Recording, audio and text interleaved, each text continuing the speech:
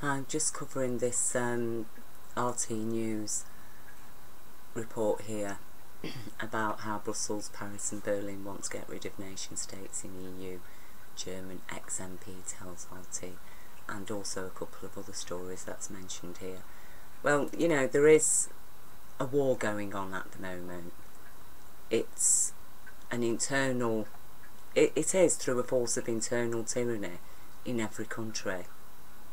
The common principles that unite these people, who are the source of the main troubles that erupt out into our general society,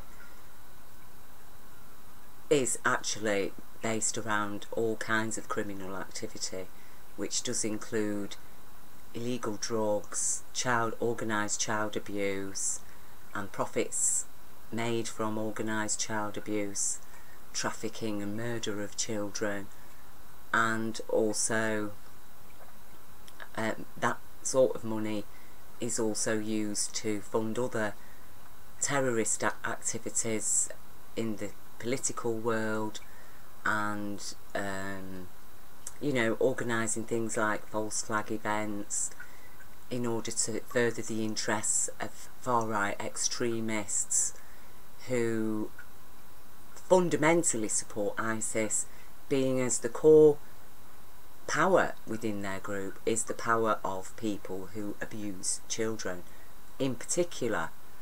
And, you know, not only do they use those people, place them in positions of power and authority, knowing full well that they can manipulate them and control them to do whatever they want them to do, and that includes making political decisions on behalf of the supposed democracy which these authorities are benefiting from freedom within.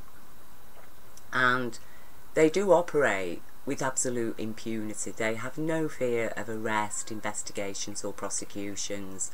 At the very most they can expect, a lot of them, is an internal inquiry, or if stuff gets public, maybe, you know, an official inquiry, which always takes years and years, and by the time it's done, you know, what comes out of it.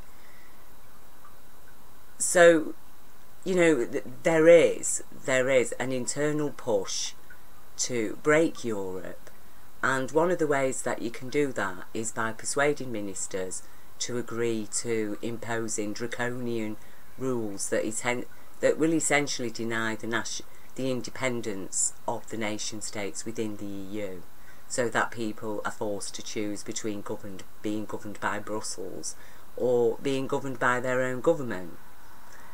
And I mean, that is fair enough if governments are actually upholding the EU agreements, the EU treaties, which they have signed up to in order to benefit from being a part of Europe and benefiting from the subsidised food and all healthcare products and all kinds of things that, and also funding which is granted through the EU as well. You know, I think it's unreasonable for people who are members of the European Union to expect to receive all the benefits and simultaneously refuse to implement things like child protection directives. And this is a fundamental issue now throughout Europe, that really it is time, if nations are going to be part of the EU, then they do need to uphold human rights, and they do need to implement child protection directives. Because the reality is, whether people like it or not, the reality is that we are facing today highly organised criminals, of whom at the core is serious levels of organised abuse and murder of children. That is what is going on. It is being covered up in every country.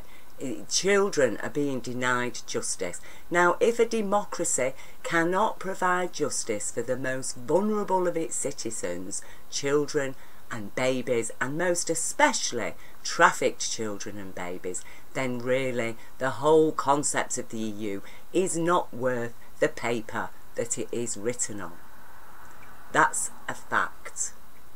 Now, here, there's also this story which relates to the EU launching its own military alliance. I think, you know, there's been lots of xenophobic comments about this, but I think in today's world it is necessary that the EU has its own military alliance, okay? It is absolutely necessary, because we're under attack. We're under attack from, as I say, criminal conspirators who are operating in the highest echelons of power. Now, we've all witnessed the recent exposures by Cambridge Analytica, which, you know, we've witnessed the representatives of that corporation expressing willingness to, you know, participate in entrapment activities, and specifically for satisfying a political agenda and influencing democratic elections. The claim is that, you know, people were not influenced by their advertising campaigns that were aimed specifically and directly at individuals, you know, tailor-made lies, a lot of it, tailor-made lies that they knew would appeal to and inspire and even instill fear in certain members of the British public in terms of Brexit, for the Trump campaign, in terms of Trump. We have yet to examine to what extent the Tory party have relied on this organisation and or its associates. We do know that one of the lead people in the Brexit campaign, Believe, was actually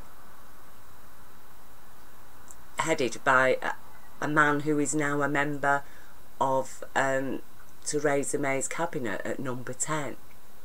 He works at number 10. This is a guy who was in cahoots with the actually unlawful Believe campaign, and as a result of one person reporting the criminal or highly suspect activities of the Believe campaign, well, this number 10 minister has now decided to publicly out this person, the whistleblower, as gay, when he knew full well, having had personal contact with that person directly through the Believe campaign, that this person had never publicly disclosed his his gender preference of being gay. He'd never publicly disclosed that because his family is Pakistani. It is a known fact that it is illegal, it's a criminal offence to be gay in Pakistan. His own mother did not know that he was gay, and now it's all been exposed quite maliciously and vindictively by a Tory minister, you know, a Tory employee at number 10 who is working directly for Theresa May within her cabinet. Now, this is the kind of tactics that they use, and in this case we have evidence of the threat being realised, haven't we? Because that is the kind of things that people are threatened with and silenced, coerced into silence about. If they're gay, if they've got a drug addiction, do they abuse children?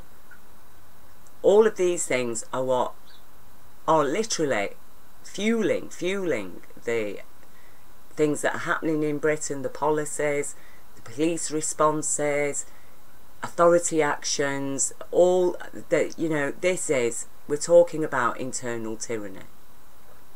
Now, these levels of internal tyranny do reach right into an arena of organising false flag events as well, because it is a known fact of evidence that sadistic and psychopathic abuse, you know, criminal psychopathic types, because, you know, we do need to accept that not every psychopath, being a psychopath does not mean that that person is a criminal or uses the fact that they have limited empathy to exploit people and hurt them.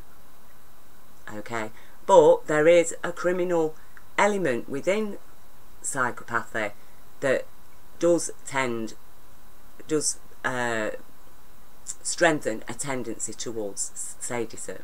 And we know that organisations like the military and the police and the prison service and all kinds of authority positions that put people in a position of power and authority over vulnerable others, they specifically and directly attract those sadistic and psychopathic personality types.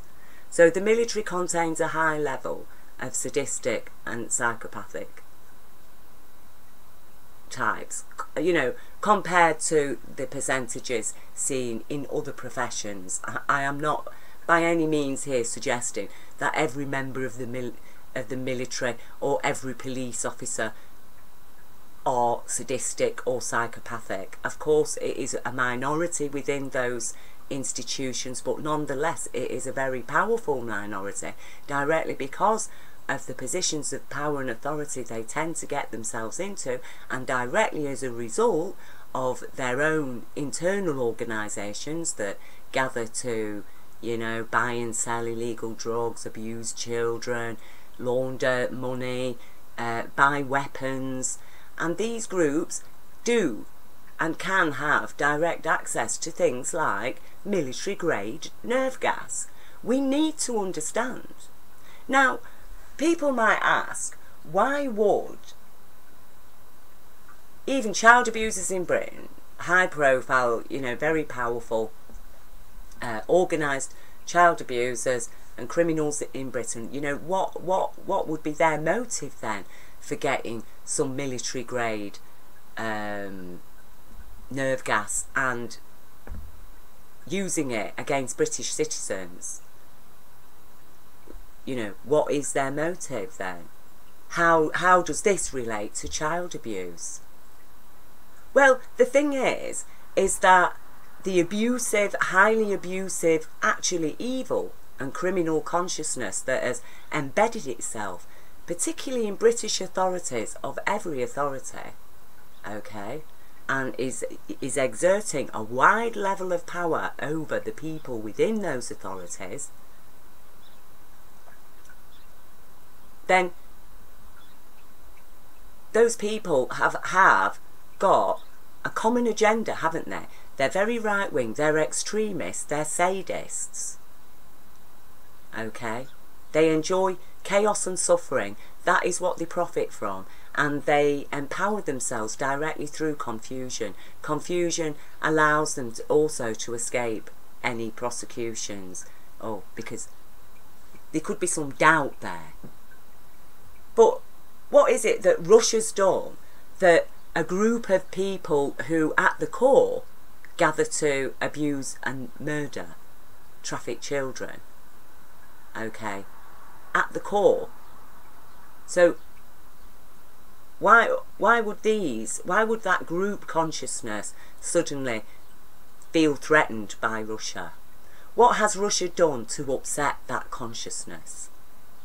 Well, we know very well that these sadistic psychologies within the military and British intelligence, and again, I am by no means suggesting that British intelligence is full of criminals.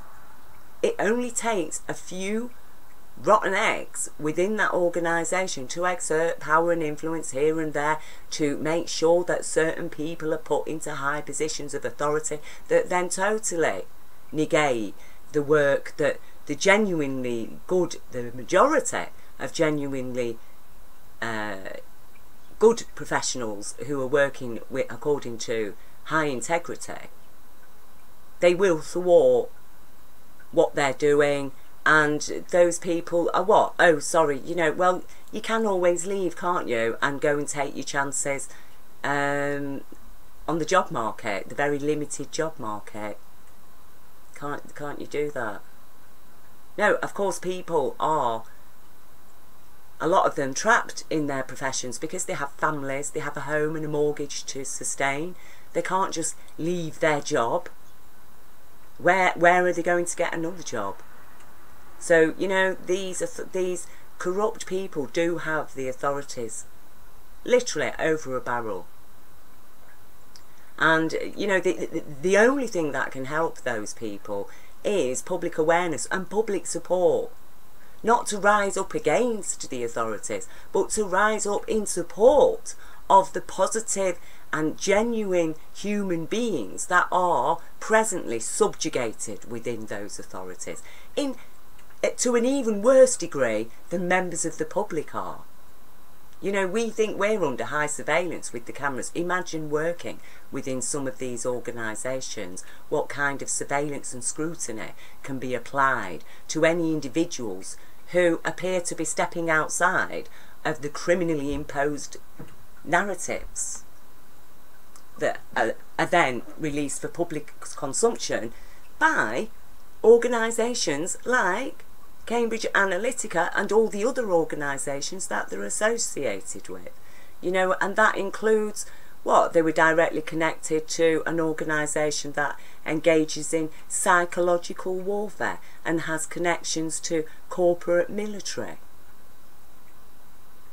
It transpires that they've been taking people's Facebook, even getting access to their private messages on Facebook, getting access to their email accounts, hacking into their email accounts, and who knows what kind of sensitive information they can then glean from those emails and then use them to covertly blackmail people from the inside. And, you know, none of these people are going to come forward and say, oh, I'm being blackmailed because they found out that I regularly take heroin. Because the thing is, people don't understand that the heroin addicts that are put forward to us on TV with, you know, people looking really emaciated and involved in organised crime and whatever, these are not true representatives of the majority of regular heroin users. People are perfectly capable of holding full-time jobs while taking, while also sustaining a heroin addiction or any other type of drug, which, you know, they might take for pleasure at the weekends. So there are lots of activities and things that that can be gleaned through emails, and that people could be then later used for the purposes of blackmail. So getting back to this thing, you know, like I say, we know that the criminal forces within British authorities and intelligence and government have conspired to promote the rhetoric, the extremist Islamic rhetoric, to go around London mosques. You know, a guy directly employed working for MI5, an ex-strip club owner in Soho, suddenly is a Muslim fanatic. He goes around, he is employed by MI5 to go around London mosques preaching Islamic extremism, feeding the people in his audience exactly this kind of extremist propaganda that was fed to the people of Britain during Brexit, except his against anti-West, whereas theirs was anti-Muslim. You know, according to Brexit, Britain was going to be governed by Sharia law if we didn't get out of the EU. You know, turn that around. Exactly same rhetoric is being told to Muslim people by this MI5 paid agent. He then recruits any subsequently radicalised Muslims among his audience, most of them youths, who are upset generally by the actions of the Western countries like America. So, you know, they get recruited, they get sent off to Pakistan, they get funding while they're there, they get trained, they get clothing, they get military equipment, and then packed off to set up in Iraq or wherever it is their controllers, their covert controllers, such as MI6, the CIA and Mossad, wish them to be. Now, Russia has been very, very bad, because Russia thwarted ISIS attempts to take over Syria, to fully control Syria. We know ISIS is in control of Iraq. ISIS is now in control of Libya. These are facts. ISIS the same type of Islamic extremism is already prolific in Afghanistan. And Saudi Arabia, such extremism has been the mainstay of their whole political approach to governing that nation. The political and social approach is very strict extremist Islamic, which actually is un-Islamic, because Islam asks its followers to learn from new knowledge and abandon old ways and traditions which new knowledge has proven wrong. Now, new knowledge has proven that children suffer extreme, severe damage, especially in adulthood, directly due to sexual abuse against them. Okay? So because we know that, we don't support children being married to adult men. We don't support little 6-year-old girls and 8-year-old girls being married to adult men. Okay? The kind of men that are happy to chop people's heads off in public for watching football. Okay? Or playing a guitar. Playing a rock guitar. A civilised 21st century society does not support that. And these kind of things were not happening in Iraq or Iran even until they got taken over by an equally extremist government. Though in recent years, it has to be said, they have softened their approach. And again, it has been proven difficult because this extremist core of consciousness has infested every single nation. So, considering that ISIS supports absolute subjugation of women and even child abuse, validates child sexual abuse, that, you know, according to them, a man, if he wanted, could marry 4 8-year-old girls or 6-year-old girls even.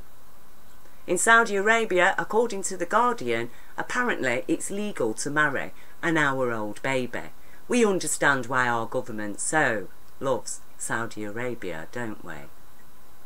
When we consider the force of consciousness that is controlling our government. So ISIS as a group do actually have a lot in common with the child abusers, the powerful child abusers of Britain. They have a lot in common, don't they? Because they actually support child abuse. They support child sexual abuse. They essentially legalise it, don't they? So who among those people would not love, say, Sharia law to be totally governing Britain? The child abusers. The Muslim people themselves are actually fleeing in terror from this ISIS group. They call them the Daesh, which is equivalent really to Antichrist. That's what they call them, the Daesh, Antichrist. The Muslims are fleeing from them. Where can they flee? Oh, they're fleeing to Europe. And in amongst them will be all kinds of criminal types, as indeed any fair cross reference of any population who's suddenly fleeing a country, you will have rapists among them, you will have murderers and child abusers among them. There have been no proper implementations by the EU to properly integrate people. You know, they dump them all in one area together, which then is intimidating for the local population. And it does facilitate any criminals among them to get together and start operating. And the first thing they do is control and subjugate the people within their own community. You know, this is why, you know, present policies are dangerous, and they are divorced from reality, and actually divorced from any true human understanding, true understanding of what makes humans tick and what humans actually need. And one thing that a population does need is protection, okay, from people who are coming from extreme situations, who are suffering post-trauma, who have no idea really of the culture that they've arrived into for refuge. There needs to be assimilation programs. These people need to be checked out to make sure that they're not going to pose a risk. They shouldn't be all dumped together in one place in each country. Well, you know, because Russia has thwarted, because Russia stood by with Iran and President Assad, and together, you know, they have thwarted that plan for so-called ISIS rebels, you know. ISIS is suddenly a rebel, are they? What are they? Is ISIS a threat against Western democracy and freedom? Okay, which apparently is only freedom for child abusers.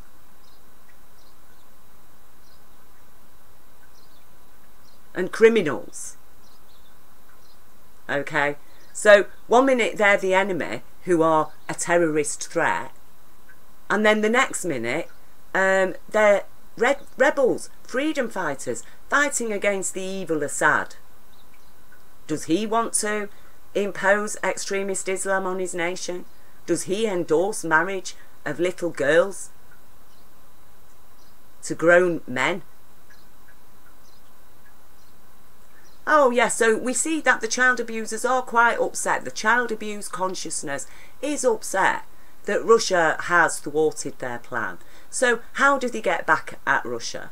Can they reasonably explain, could Britain reasonably explain to the British public that we are now going to cut off diplomatic relations with Russia because they have helped defeat ISIS in Syria? Could they reasonably say that to us? Would that justify expelling Russian diplomats and starting a Cold War with Russia? No, of course it wouldn't. So what is needed then? What is needed? Oh, a false flag event. Get some military grade nerve gas, pass it on to a criminal group, send it to a known ex-Russian spy and his daughter. How would they know that except they've got intelligence? They've got access to UK, British intelligence, these criminals. Okay, they're embedded. And then send it to that Russian spy. Oh, major international incident. It's a terrorist attack with a chemical weapon. We need to immediately cut off all relations with Russia. We've got no evidence whatsoever, not a single shred of evidence on the table that proves that this was, first of all, Russian-made nerve gas, that it was, how did it get into Britain? And it was by order of the Kremlin, who were acting directly under orders of Putin, and now the whole world's got to stand against Putin. Seriously, this is the kind of power these people have. Okay? They have powers. We need to understand this. We need to understand it because it is a very, very serious threat, and we are talking about literally our whole planet here. Because these people are taking over by stealth. They've already destroyed the banking system with their criminal and corrupt activities and the money laundering from their criminal activities. And austerity, what makes people weaker than making them poor? Denying them access to legal aid, denying them access to justice. Once you're poor, what can you do? Who is going to take you seriously? Stripping people of benefits, robbing the NHS, literally killing people by stealth through economic terrorism. Imagine how terrified somebody is sat a family member, the person they love is waiting for a life-saving operation. There's a high risk that that person could die. Really, they should have been operated on immediately, but instead they're having to wait months because the NHS is literally strapped for cash. It has been absolutely robbed and drained of cash, and specifically in order to cripple it to the degree that, oh, you know, we need these private corporations to come in and save the NHS, as if these private corporations are a benevolent force and they just want to spend money to help people. No, that would be nice if they did, if they actually got human, but we know that they're not. They're there to make a profit. And how can anybody make a profit out of providing a public service unless they are going to deplete that public service and drain off the funds that are provided to sustain it?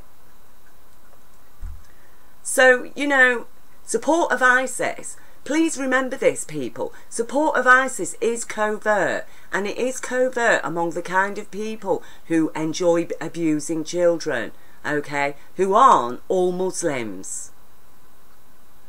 The kind of people who are sadistic and enjoy witnessing suffering and inflicting it as well. It actually gives them pleasure. They particularly enjoy wielding power over others and exhibiting merciless abuse of those powers.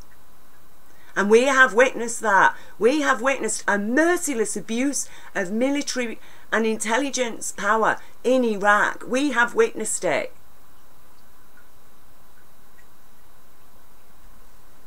So all this, you know, nerve agent stuff, did it really come from Putin, or did it actually come from the kind of people who are angry that their pet savage child abuse, so-called ISIS, has been thwarted? And, you know, we cannot forget here that Syria also is included in the so-called Greater Israel project. And, you know, what better way to control a nation other than to install extremist type people, which they do. They've done it in Africa, they've done it in South America. And then these people are totally controlled by Western interests. They don't serve the people of their population. And people have, you know, said this and that about Russia, you know, about Putin. I'm sorry, it just doesn't stand up. When you look at people like Tony Blair, when you look at people like Theresa May, Margaret Thatcher, a lot of them, they're all corrupt. When you look at George Bush, this Trump presidency, there's corruption at the core of all of them. And they are all promoting very far-right extremism. They're prepared to bring Britain, you know, into a cold war with Russia, a country that Britain,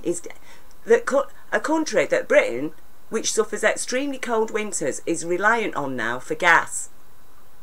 So, all right then, we cut off diplomatic relations with Russia, we put sanctions against Russia. Never mind, British people, you can all go cold this winter and blame it on them nasty Russians.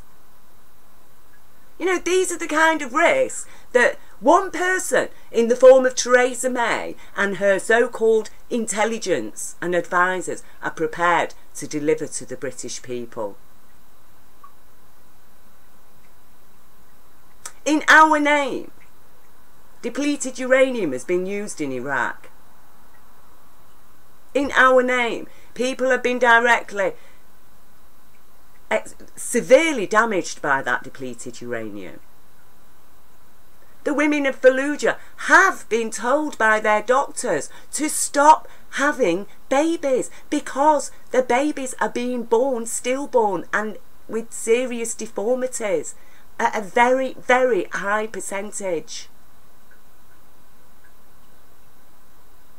Other people, the adults and children, are suffering leukemia and a very high incidence of leukemia and cancer. These weapons have never been through the Geneva Weapons Review. the required Geneva Weapons Review. Never. British Parliament were lied to. They were told by the minister from the MOD that, you know, these weapons were perfectly safe. They had been tested and reviewed through the Geneva Convention, as the Geneva Convention does actually require. But then in 2011, when a Labour MP asked to see evidence of this so-called review, suddenly the minister from the MOD has to apologise to Parliament because actually he's now discovered there has been no review.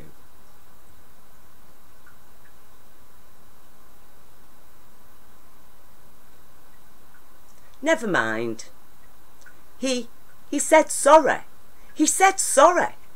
I'm sure that has really helped the victims survivors in Iraq now. What is being done for those people? Oh, we don't need to care about them because they're Muslims, and if they're a Muslim, naturally they're an extremist ISIS supporter. When no, actually the Iraqi people are suffering directly through that ISIS rule, even worse now than they did ever under Saddam Hussein. It's just, it is outrageous. It's outrageous beyond belief. And now we've got these mad, crazy, criminal people taking us into, you know, hostilities with Russia. And over what? Over what looks like a false flag event. And as I've explained before, you know, a false flag does not mean that the materials used and the victims and the damage is not real. They deploy such actions specifically in order to blame it on a desired target who is then ostracised and punished, when really, while the real criminals empower themselves even more and subjugate even more people and terrorise even more people with their covert ops. And the stuff that's been exposed through Cambridge Analytica, do not think that hasn't been going on for decades.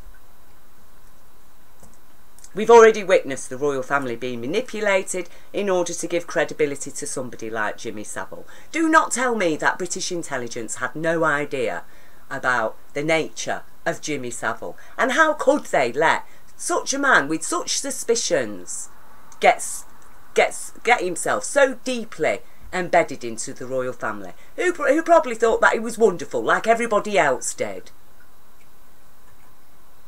And, you know, I do find it outrageous. And to me, that is an act of high treason, to basically incriminate the Queen into complicity of supporting, you know, endorsing a person of such ill repute.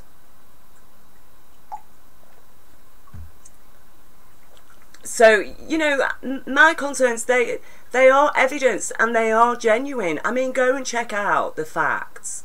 Please check out the facts. Please understand that we are in the grip of internal tyranny. And it will take every authority in Britain, because, you know, we don't need mass civil unrest and riots and all this kind of thing. This isn't helping. That's not going to help. It just puts people at risk. And any such actions, we know, violent revolutions usually end in what? A horrible extremist government being placed into power. We do not want that. We do not need it. To act in a civilised and responsible way, citizens need to get organised, write to their MPs, demand that authorities act on the other intelligence which supports a false flag. And we know for a fact that these false flag events have been used in the past. We've got evidence of it. We have past case precedents that these kind of operations have been used in the past. And British law is, you know, is grounded on past case precedents. So, you know, we can't ignore the evidence. And I think before we go, you know, running off, blaming Russia and immediately expelling Russian diplomats, I think we need to consider all the evidence on the table here, and directly in the interests of the British public and also the Russian public as well. And we do need to connect the dots. Connect the dots of child abusers, whether they're Islamic, whether they're Zionist, whether they're Christian, whether they're, you know, a rich person or a poor person, whether they're very powerful or have limited power. They all have one thing in common. They enjoy abusing children. They enjoy hurting people and robbing them and profiting from that and getting even more power from it. That there are high rewards for the worst child abusers in this world. How can that be? How can a human intelligence create the kind of world where criminals, and especially those who are prepared to commit the most sadistic acts against children, are the ones who are likely to achieve most power? Well, that tells us a lot about who is governing our world, doesn't it? We do have evidence that there is a secret Luciferian cult going on within this criminal consciousness. Their fictitious God, their Lord of Darkness. They have been employing people like Cambridge Analytica and other organisations that we don't know about yet to dig out the most extremist consciousnesses, psychologies at work within every society. And they are drawing on those extremists. They are empowering them. They are showing favour to them. They have given them a voice. Well, now it's time for our voice, the voice of sanity, the voice of humanity, the voice of reason, the voice of love and compassion and care for a little child to speak out. Because it is a very, very serious issue when this country is supporting ISIS rebels, the kind of people who will marry 8-year-old girls.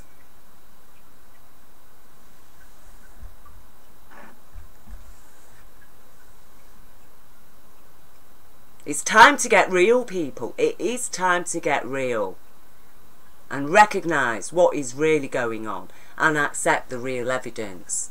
You know, the other thing that I am in full support of here, Europe considers getting rid of the IMF and creating its own fund. Yes, thank you. There has got to be some way to fight that. Of course, there'll be people making all kinds of conspiracy theories. Oh, the EU, it's creating its own fund. Never mind that these corporate entities that employ the corporate military and the corporate intelligence towards attacking and robbing us and abusing our children, that they've got full control of the money on which this world runs. Without it, you can't eat, you can't pay your rent. And you know, why is there this emotional detachment when it comes to finance, when we know directly that money worries are a key factor within people's depression? And as I've said before in a previous video, which yes, I am very angry, I am upset, I'm sorry, I shout, and I did swear in that video at Theresa May because I was so outraged. But you know, I do share everything of myself, including my most base emotions, because you know, I feel that everybody needs to be empowered and everybody needs to be able to express, you know, have freedom of expression at least, and to vent some of our passion in words. Okay, I don't attack people, I don't resort to, you know, outright nastiness against people, but I feel that I have a right, a freedom of speech and expression in face of absolute tyranny, that, you know, it then comes down to people like me to deal with these things, that people directly turn to me, to people like me, to people like Ken O'Keefe, who have been explaining the real situation of what is going on. And it is really time that we started to accept and to all calm down and to get intelligent and to get active. You know, I have to swallow my pain, the severe pain that I'm in daily on an emotional and psychological level, and focus on compiling evidence, you know, presenting it to authorities. Why? How can I do that unless I believe, because I believe in humanity, because I believe in Jesus as a true representative of the human man, a true representative of the human male. How do ISIS represent Jesus? And you know, Muslims do accept Jesus as a prophet of God. Is very highly regarded within the Muslim faith. ISIS do not include Jesus. And barely Prophet Muhammad. So, you know, and this Sharia law was not created by Islam. That is a fact. It was not. It was existing throughout the Middle East, even in the time of Jesus, which was before Islam. The only thing Islam did was include the right to forgive and compensation for victims. That's what Islam did. And present day 21st knowledge does not uphold the extremities as proposed by Sharia law in addressing crime. So, you know, I think we need to understand that what we've witnessed here is, you know, a false flag attack carried out by criminals who are unhappy with Russia because it's thwarted their attempts to get ISIS installed in Syria, which we know that they're all working together, these powers, among Zionists, extreme far-right Christians, so-called, you know, which do involve very severe organisations, like, for example, the Ku Klux Klan, okay, which claims to be a Christian organisation, in exactly the same way ISIS claims to be an Islamic organisation, and Zionists claim to be representing the Judaic faith. And we know at the core, they are extremist, they are fundamentally racist, each group is fundamentally racist. And at the core of them, child abuse is permitted. It's permitted. Every single one of them are quite happy. At the core of their belief system, children must be abused regularly.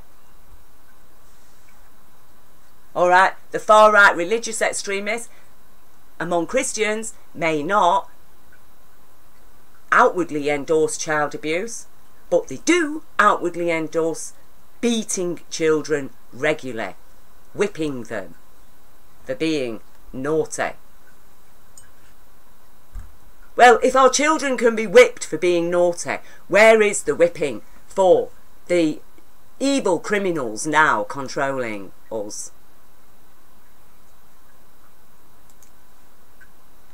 You know, and that's why we do need a military alliance in the EU.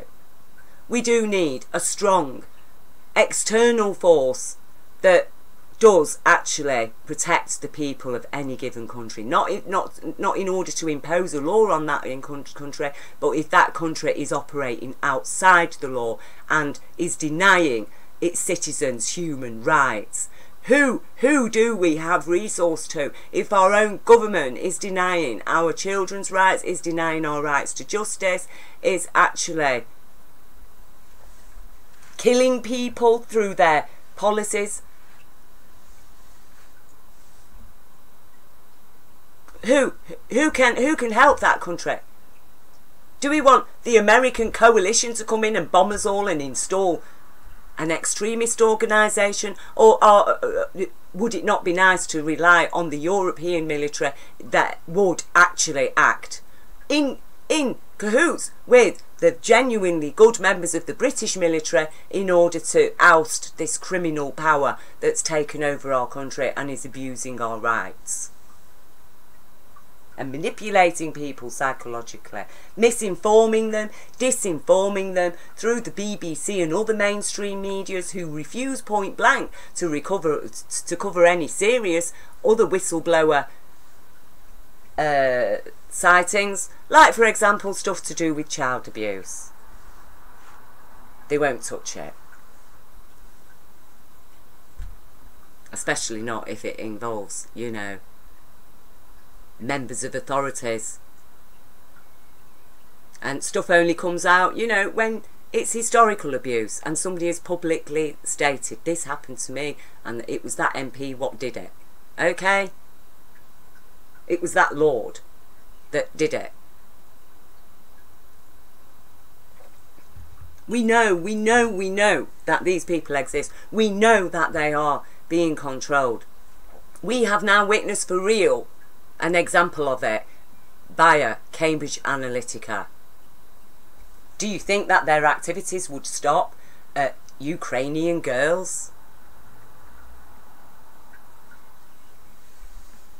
So, you know, I'm sorry this has been a bit of a long video, but the points that I'm making are really, really serious. And it is beholden now for the British public and British authorities to get real and to get active to addressing the internal tyranny that is operating in our country. Now, my main concern now is that if these people have managed to get hold of nerve gas, well, we better hope that it really did come directly from the Kremlin. And that the only amount of it that entered Britain was what was used in that particular case.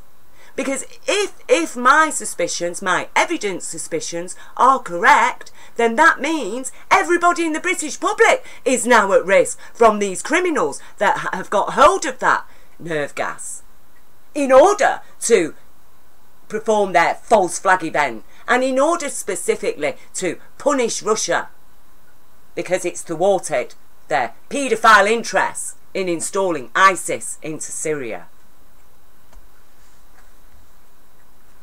Now, I do believe that my counter-suspicions against the unevidenced suspicions of Theresa May, I do believe that my suspicions are valid, lawfully, and they are evidenced.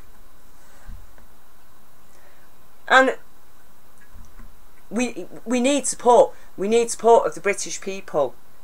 And I urge people, do not be enticed into violence or riots or, you know, attacks against individuals. We need to operate now in a spirit of amnesty for the people, the professionals who have been working under duress, who have been forced into complicity through threats against their families.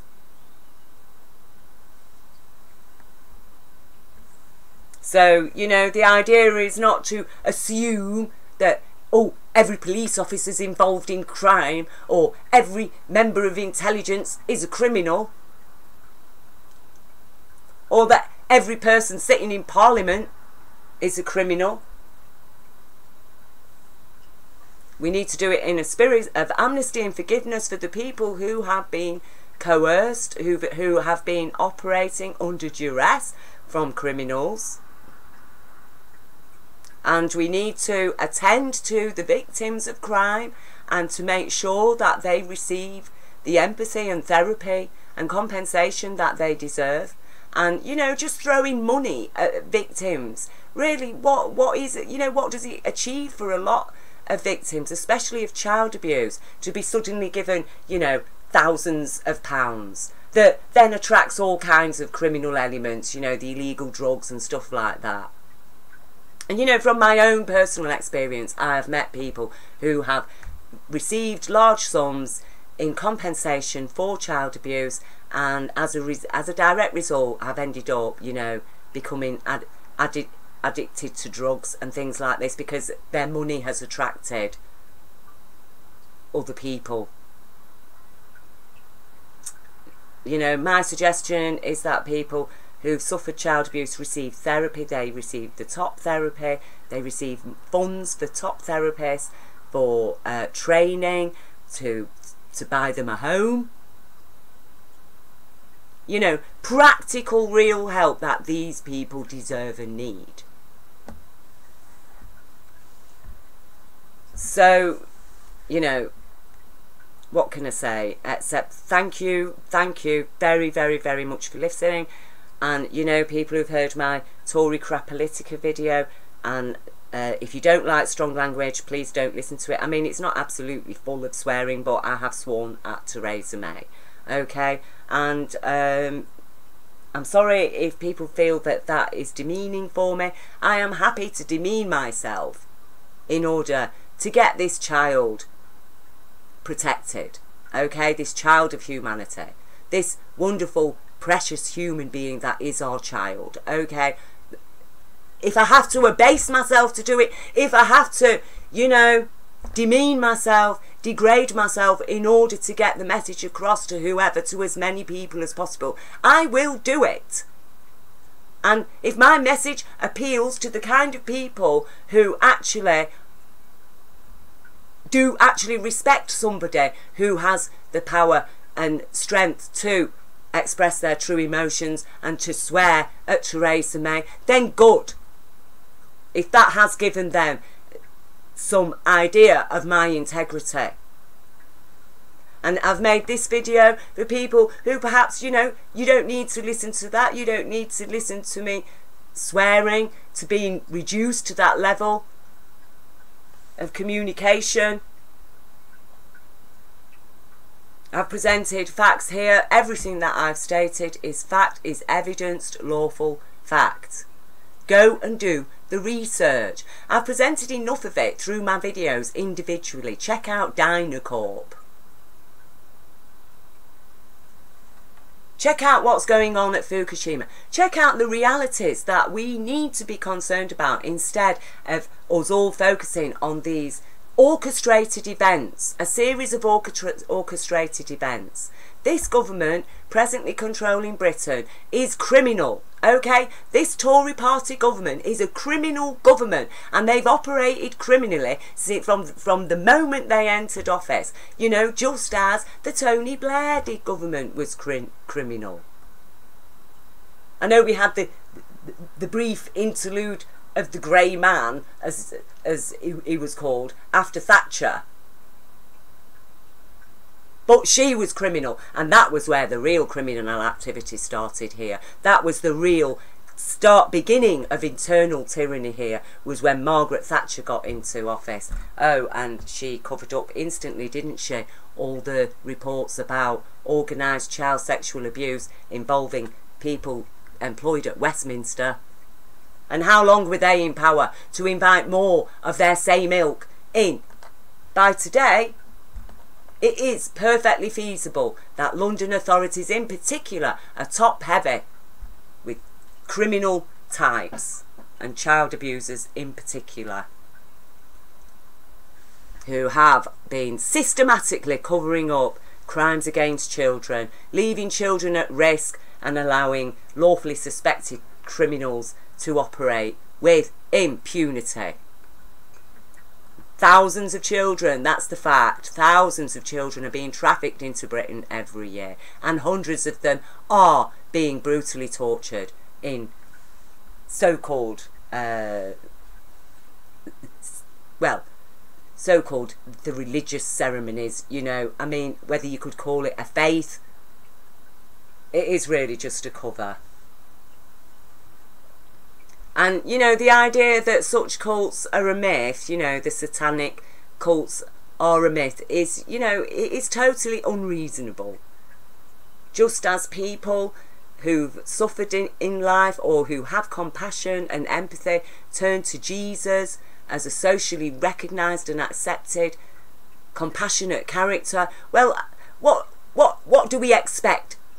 Sadistic psychopath types who enjoy abusing children, naturally they're going to find an affinity with Jesus' antithesis, aren't they, in the form of Lucifer, Satan.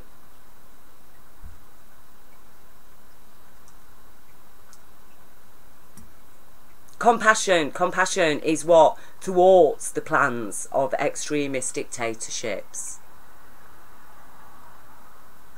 who are largely driven by serving their own self-interest and the interests of their most powerful supporters who do provide them money. And we're in this situation now where the whole of humanity virtually has been robbed. We've been robbed. That's the absolute truth of it. We have been robbed. And they've got all the money. And now they're using it to, you know, control people in every which way possible. And we are susceptible to it. Anybody who says that a political campaign has no impact, well, all right then, let's just end all this political funding for political campaigns then, because it's totally useless. Nobody's influenced by it, are they? Nobody's influenced by the commercials. No, you know, these corporations, they just spend billions and billions every year on advertising for absolutely no reason whatsoever, because, you know, nobody's influenced by them, are they? It's time to wake up. It really is. And it is time to stand up for the children.